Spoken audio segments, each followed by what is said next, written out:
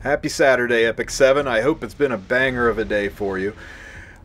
I am sitting here at the Priest waiting for my guild to clear it. Most everybody has attacked it, but I took a look just now and it has just a sliver of health left. About 1,000,000 health.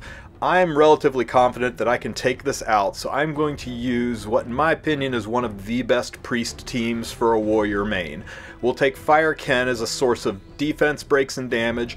We'll use Lilias, Conqueror Lilias as a source of strips and also dual attacks. We'll use Camilla as a source of defense, breaks, attack buffs, and dual attacks. And we'll use good old Mediator Queric as a source of strips, cleanses, and attack buffs. Now, we got debuff artifacts on Lilias and on Camilla, and we've got a debuff artifact on Queric. You could also run Warhorn on him, and a damage artifact on Ken. Now, you may be thinking, hey, where's your healer? Well, we're going to do this with no healer. I think it'll be okay. I hope it'll be okay. So we'll start out with Conqueror Lilias' S3. This is important because it gives Ken Vigor, and when Ken has Vigor, his S2 defense break is guaranteed. That's also very helpful for the stage where we need defense buffs. Guaranteed ignore ER debuffs are critical. So this will guarantee a defense break, and with the attack down, he's not going to hit very hard. Camilla can give herself an attack buff, and because of her recent buffs, she's able to attack again, so I will go straight into an S1 to dual attack with Ken. I never fight a losing battle. I'm going to save the S2. Not entirely sure why, it just didn't feel right using it there. I want the barriers as a form of healing later.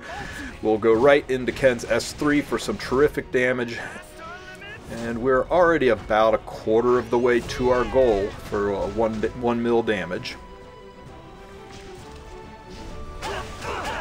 And we're going to need a little bit more than 1 mil damage based on how much health I saw the Priest has left there, but we'll do our best. So we'll go ahead and cleanse off the seal and defense breaks and get immunity up so that the next round poisons won't stick. I could S2 for barriers here, but there's a defense break up. Nah, we need the barriers. We need some form of safety to keep us alive. I've still got the attack buff, so I can still dual attack. I'm sensing corrupt energy. Make my day.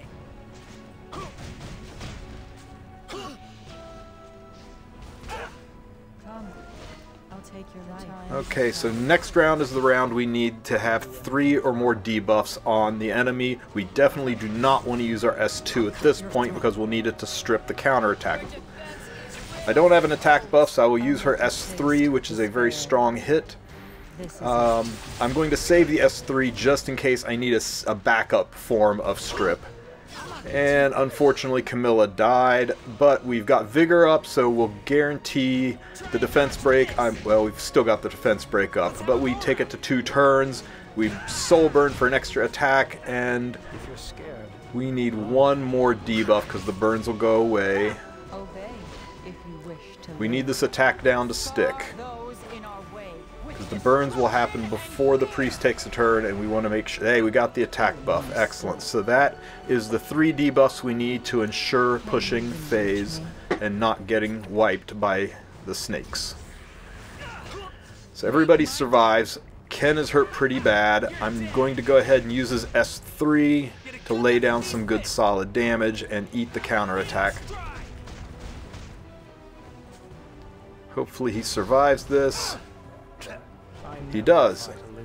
I'll use the S2 to strip the counter buff, put barriers on Ken, that'll keep him alive, and now I can safely dual attack. We'll soulburn for the guaranteed defense break into another S1 for even more damage. Come on, he is almost dead. He is hanging on by a thread. If you're scared, I can cleanse all of this nonsense away with an S3. So we'll cleanse all this nonsense away. The pop killed Ken, but I should still be able to finish the phase, and there. That was a clean 1.25 million points in 1 run. So this is a fantastic team. That opens floor number 4. Before we progress, I'll click on that bell. I'll collect all of the rewards. Especially the one from the priest will give a pretty good chunk of experience points, so that'll help me progress towards the next level. Well, there's no more reason to stick around here, so let's slide up to floor number 4. Now, floor number 4 is massive, which is a good thing. There's not a lot of gatekeeps on this floor. It should be relatively easy to get to the priest, and it's a very, very large map, so you'll be able to farm and get plenty of loot to buy out the shop. So once you get to floor 4, you can start collecting loot and make your way to the priest. Normal monster fights are worth quite a bit on this floor, but I am a little bit low on units now, and I want to see if I can get to that first mini-boss. See if we get a good relic here. I do have an open relic spot. You always want to check first. Hey, you know, 14 provisions is right up my alley since I want to try to push deeper onto this floor, so I'm going to grab it and run. Now, I'm skipping a lot of fights and a lot of loot. You don't have to. You can collect loot and do fights on this floor. In fact, it's encouraged. You want to make sure you're leveled up and ready to fight that final priest and have loot to buy out the shop, but we're on this floor so early, I know that I'll be able to explore around at my leisure later and collect loot. So for now, I'm just going to try to progress. 700 experience points is what those books are worth. And if you have the exploration journal, they're worth almost 1,200 experience points. Speaking of experience points, normally I would not take something that burns 4 additional provisions, but 1,000 experience points? I mean, I only need 4,000 to go up an entire level. That's 25% of a whole level. I'm going to take it. In my opinion, it's worth the 4 extra provisions. That should push me up a level very easily. And there we go. So now we are level 10.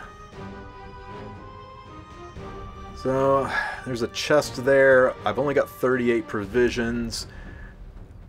I could probably get that chest, but I'm going to skip it and just push a little deeper. I can always come back later and get the personal looting in that I need. Chests don't have a great deal of experience points in them, so they don't progress my builds any. So we'll wander over here, grab the mana lift. I'm on the blue team, so I'm going to stick to the blue path.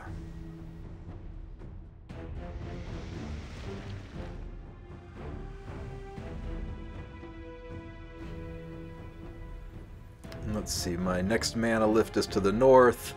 I'm down to 26 provisions, so I'll leave that experience book for somebody else. They are limited use, so I want to make sure everybody in the guild gets a chance to grab some experience points.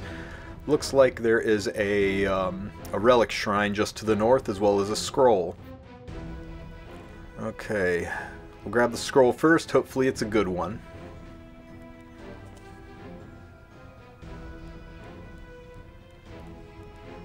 Ooh, time to gamble. Now, if you're scared of this one, just bail, but as long as it doesn't nail Soul Weavers, we're okay. If it nails Warriors, it's a push. Warriors will go up 1 and down 1. Nice. Never punished. It dropped Thieves, and I'm not building Thieves, so now my Warriors are stronger yet again. We'll grab the relic, and wow, 16 more provisions. Don't mind if I do. This one is actually probably better, but I want the provisions. So we'll take those, and that will definitely give me enough experience points to go and do the next fight.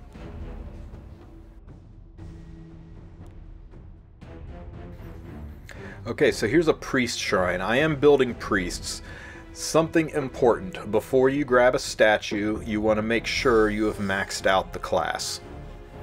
So you go into your exploration information and you max out the class that you're wanting to use the statue, because it's not just a raw adder that hangs out to the side, it levels the class. So now that I've maxed out the class and I can't level it anymore, I will get maximum benefit from using the statue. It'll push it a higher level than it could possibly have pushed it if I took it early. And we've got a Scorpetra boss. This is one of the least favorite bosses to fight in Ancient Inheritance, but it's really not that bad if you go into it prepared with the right units. I'm going to show you a really good team for this fight. So the trick to Scorpetra is the unit that's in the front, I'm sorry, I should say the unit with the highest health will get hit with a buff that, or debuff that locks it down. Will not be able to take any action until you hit Scorpetra 5 times. So you want units that spam extra attacks. I'm taking Sirmia because her S1 has the 25% chance to double hit. That will count. I'm taking Luna just for extra damage. Blaze Dingo is perfect for this. He's a low health healer and he has 2 hits, his S2 into his S1, and he does defense breaks. And I'm going to take Apocalypse Ravi because she self-heals when she's hit. I've got her on Proof of Valor to make her extra thick, and she self-heals when she uses her S1, so she's a great option for a very high health unit that's not a Soul Weaver. So here's my APOC Ravi with her 23k health on Proof. Here is my Blaze Dingo. I put him on Shamadra's Staff to increase all the healings all around. I'm running a Merciless Glutton Luna and a Jacko's Symbol on Sirmia. You can use just about any DPS units, but you want them to be really good hard hitters and ideally ones that have the chance for extra attacks. Lulika and top model Lulika are great for that. Any units you can think of where after they do their S1 they can do another S1, or units that automatically get extra attacks, like Rand doing his S2 into his his S3 into an S1. That would be 2 attacks in 1 turn. So there is 1 hit and 2 hit. We'll light Sirmia up. Instead of her S3, I'm going to do her S1 just to try to get that extra attack. So we're up to 3 hits on the Scorpion. Do you believe in me? There is 4 hits on the Scorpion. Ravi still is paralyzed, so she doesn't get a turn. And there's 5 hits, and that dispels the debuff off of Ravi, and she's free to attack now. Now the Scorpion will increase its speed throughout the fight and make it a little bit harder to clear that debuff. So units that have a chance to do extra attacks, like Blaze Dingo, like Sirmia with her EE, are really, really good in this fight. Dust to dust. Did you think you're May as well just rip the S3, it does the most damage. I've got a defense break up.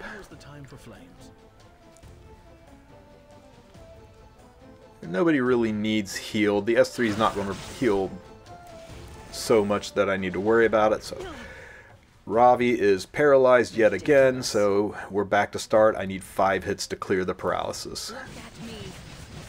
There's 1. There's 2. This battle excites me. Can you hold out? There's 3. There's 4. Don't be scared. And this will be 5, and the paralysis is off of APOC Ravi. I'll speed this fight up, but this is the pattern that you will continue throughout the fight.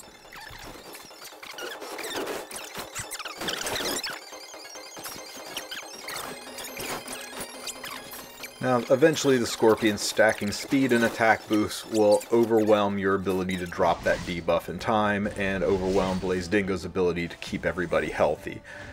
Once the super tanky front unit drops, you're not going to make it much further.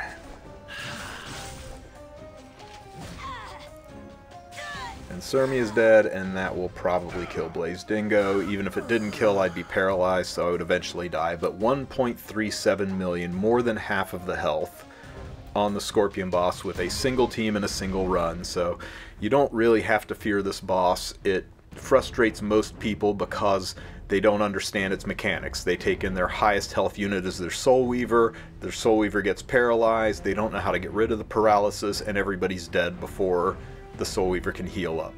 So just go into that fight understanding the mechanics, and it's a lot easier.